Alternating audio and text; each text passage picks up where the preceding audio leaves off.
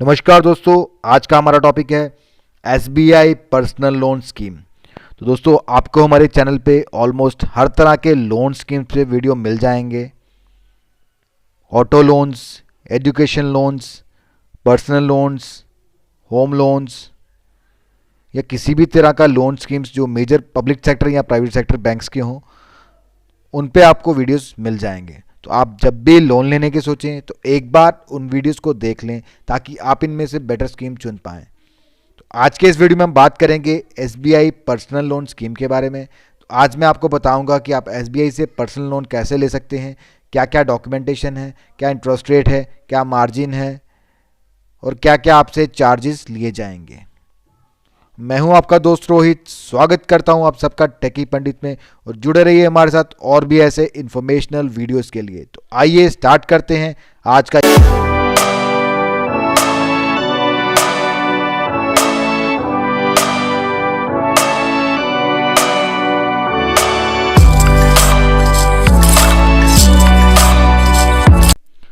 तो दोस्तों, एसबीआई या किसी भी मेजर बैंक से कोई भी लोन अप्लाई करने के लिए दो तरीके हैं। एक तो आप डायरेक्टली ब्रांच में विजिट कर सकते हैं, दूसरा आप अपने कंप्यूटर या मोबाइल से ऑनलाइन अप्लाई कर सकते हैं। तो लिंक आपको अभी अपनी स्क्रीन पे नज़र आ रहा होगा वाइट में टॉप पे। तो ये लिंक आपको डिस्क्रिप्शन बॉक्स में भी प्रोवाइड कर दिया जाएगा। तो आप जब भी अप्लाई करें, अगर ऑनलाइन अप्लाई करना चाहते हैं तो आप इस लिंक पे विजिट कीजिए। तो ये पेज आपके पास ओपन हो गया हो जाएगा जिस पे आपसे लोन पर्पस पूछा जाएगा, कुछ आपके पर्सनल डिटेल्स लिए जाएंगे, आपके कॉन्टैक्ट डिटेल्स लिए जाएंगे, आपका पैन नंबर लिया जाएगा। तो ये सारी चीज़ें आप सबमिट कर दीजिए तो इजीली आपका जो लोन एप्लीकेशन होगा वो प्रोसेस हो जाएगा। अदरवाइज़ दूसरा तरीका तो आपको पता ही है, आप ब्रांच विजिट करके तो डायरेक्टली भी अप्लाई कर सकते हैं। तो आज हम जिस स्कीम में के बारे में बात करने वाले हैं वो है SBI express credit personal loan. तो पर्सनल लोन का पर्पज़ यही होता है कि आपको कोई भी रिक्वायरमेंट है फंड्स की, चाहे वो मैरिज के लिए हो, अपनी या बच्चे की, या ट्रैवलिंग के लिए, एजुकेशन के लिए, या कोई मेडिकल रिक्वायरमेंट है, तो इजीली आपको इस स्कीम में लोन मिल जाता है। पर्सनल लोन में डॉक्यूमेंटेशन बहुत कम होती है कंपैरेटिवली अदर लोन के, और इसमें एंड यूज़ वेरिफिकेशन नहीं किया जाता। एंड यूज़ वेरिफिकेशन का मतलब होता है कि आपको जिस चीज़ के लिए लोन दिया जा रहा है उसकी वेरिफिकेशन बैंक करता है। फॉर एग्जांपल, आपको कार लोन दिया जाता है तो पैसा आपको नहीं मिलता, डायरेक्टली डीलर को मिलता है या उसके नाम का ड्राफ्ट बनता है, और उसके बाद में गाड़ी लेने के बाद भी बैंक उसकी पोस्ट इंस्पेक्शन करता है, इंस्पेक्शन होती है गाड़ी की। तो इस पर्सनल लोन में ऐसा कुछ नहीं होता, आप कहाँ भी पैसा यूज़ करें बैंक आपसे इंक्वायरी नहीं करता है। तो एलिजिबिलिटी क्राइटेरिया क्या है एसबीआई पर्सनल लोन के लिए? कोई भी central government, state government, semi government या पब्लिक सेक्टर अंडरटेकिंग के एम्प्लॉयज़, एजुकेशनल इंस्टीट्यूशन जो भी रेप्यूटेड इंस्टीट्यूशंस हैं, या कॉरपोरेट्स, कुछ सिलेक्टेड कॉरपोरेट्स जिनके रिलेशनशिप्स हैं ऑलरेडी स्टेट बैंक के साथ। तो इनकम क्राइटेरिया क्या रखा गया है? इंडिविजुअल्स का सैलरी अकाउंट होना चाहिए एसबीआई के साथ। मिनिमम मंथली इनकम जो है वो 15,000 है, उससे कम है तो आप इस लोन स्कीम के लिए एलिजिबल नहीं है। और ईएमआई बाय एनएमआई रेशो, मतलब आपकी जो इनकम और लोन की जो रेशो है वो 50% होनी चाहिए। मतलब 50% जितनी भी आपकी इनकम है उसी 50% में से, फॉर एग्जांपल आपकी मंथली इनकम 15,000 है तो 7,500 में से ही आपकी ईएमआई निकलनी चाहिए।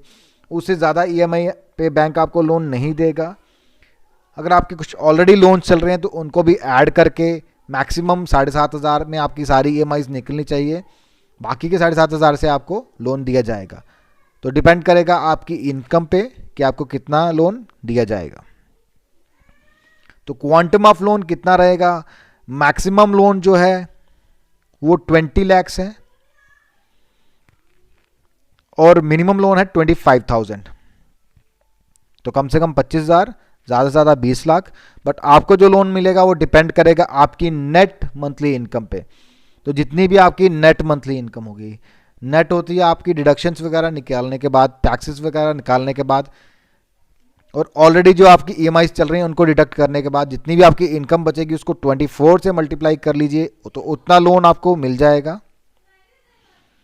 तो ये मैक्सिमम लोन अमाउंट है। तो दो तरह के लोन्स हैं, एक तो टर्म लोन है, एक ओवरड्राफ्ट लोन है। तो टर्म लोन के लिए आप देख चुके हैं, मिनिमम 25,000, मैक्सिमम 20 lakhs और नेट मंथली इनकम को 24 से मल्टीप्लाई कर लीजिए। अगर आप ओवरड्राफ्ट लोन लेते हैं तो मिनिमम कम से कम 5 लाख और मैक्सिमम 20 लाख और अपनी मंथली इनकम को 24 से मल्टीप्लाई कर लीजिए, वही मैक्सिमम आपको मिलेगा। और एक चीज़ मैं आपको ऑलरेडी बता चुका हूँ कि आपका जो EMI बाय NMI रेशो है वो 50% रहना चाहिए। RBI का नॉर्म है कि 50% आपकी सैलरी सेव होके घर पे जानी चाहिए।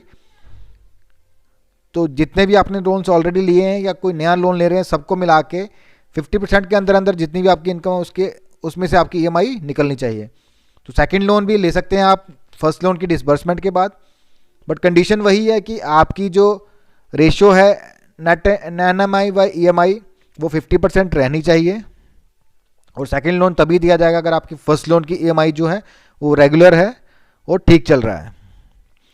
तो डॉक्यूमेंटेशन क्या है, इसमें भी एक गलती कर दी है मैंने, नीचे इनवॉइस लिख दिया है। तो इनवॉइस की इसमें कोई ज़रूरत नहीं रहती है, किसी तरह की कोई इनवॉइस नहीं चाहिए, उसको आप डिस्कार्ड कर दीजिए। बाकी KYC चाहिए, बोरोवर का KYC में एड्रेस प्रूफ में आपका passport, Aadhaar card, gas connection bill, electricity bill, landline telephone bill, उसके बाद में आपका आईडी कार्ड में आपका PAN card, voter card, driving licence. तो पैन कार्ड मैंडेटरी है, पैन कार्ड से ही आपका सिबिल स्कोर जनरेट होगा और सिबिल स्कोर पे डिपेंड करेगा कि आपको लोन दिया जाएगा या नहीं दिया जाएगा, और उसी पे डिपेंड करेगा कि आपसे कितना इंटरेस्ट चार्ज किया जाएगा।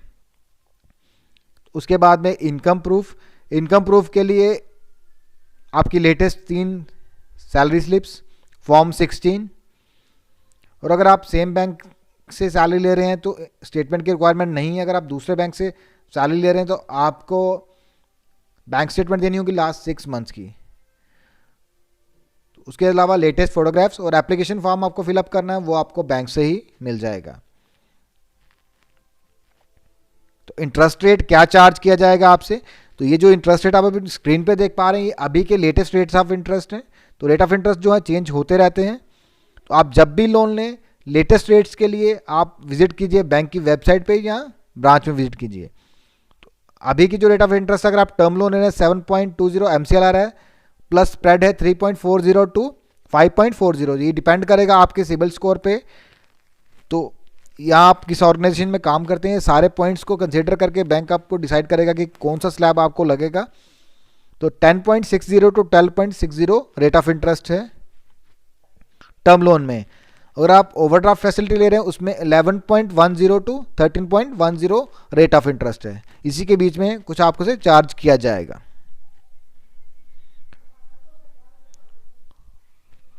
तो रेट ऑफ इंटरेस्ट अलग अलग है सबके लिए। Central government, state government, public sector undertaking, state PSU, defence personnel तो 11.5 से 13.60 के बीच में। कोऑपरेटिव इंस्टीट्यूशन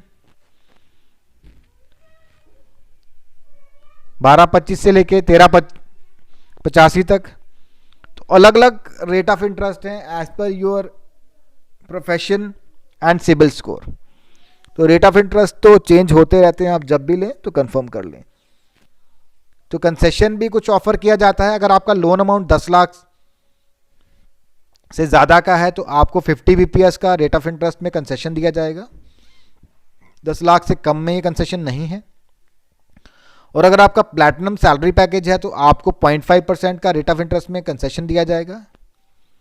या आप सेंट्रल पब्लिक सेक्टर जो भी कोई रत्ना कंपनी है, महारत्ना, नवरत्ना, तो आपको 50 BPS का रेट ऑफ इंटरेस्ट में छूट दिया जाएगा। 50 BPS मतलब 0.5%।